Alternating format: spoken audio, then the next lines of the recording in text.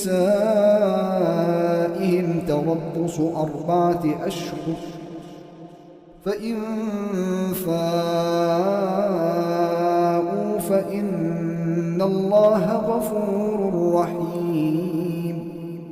وإن عزموا الطلاق فإن الله سميع عليم. والمطلقات يتربصن بأنفسهن 3 قروء، ولا يحل لهن أن يكتمن ما خلق الله في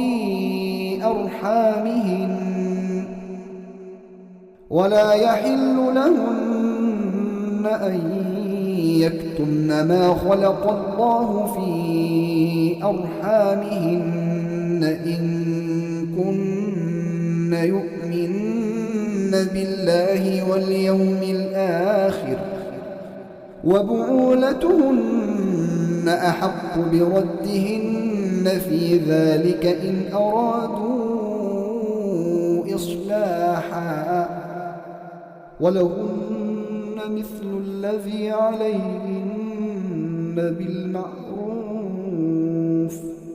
وللرجال عليهن درجة، والله عزيز حكيم.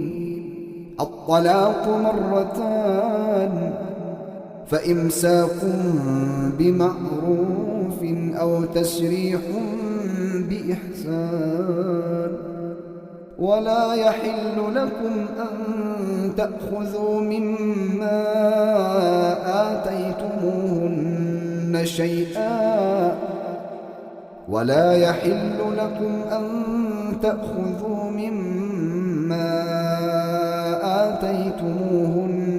شيئا، إلا أن يخافا ألا يقيما حدود الله، فإن خفتم ألا يقيما حدود الله فلا جناح عليهما فيما افتدت به، تلك حدود الله فلا تعتدوها، ومن يتعد حدود الله فأولئك هم الظالمون. فإن طلقها فلا تحل له من بعد حتى تنكح زوجا غيره، فإن طلقها فلا جناح عليهما أن يتراجعا إن ظنا أن يقيما حدود الله، وتلك حدود الله يبينها لقوم يعلمون. وإذا طلقتم النساء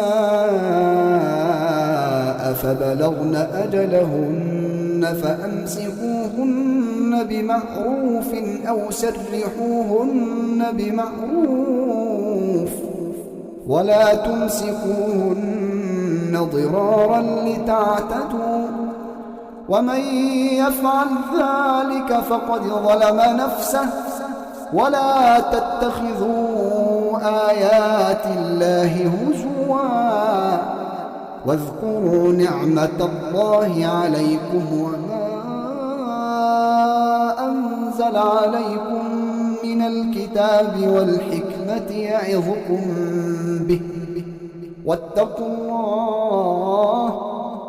واتقوا الله واعلموا أن الله بكل شيء عليم.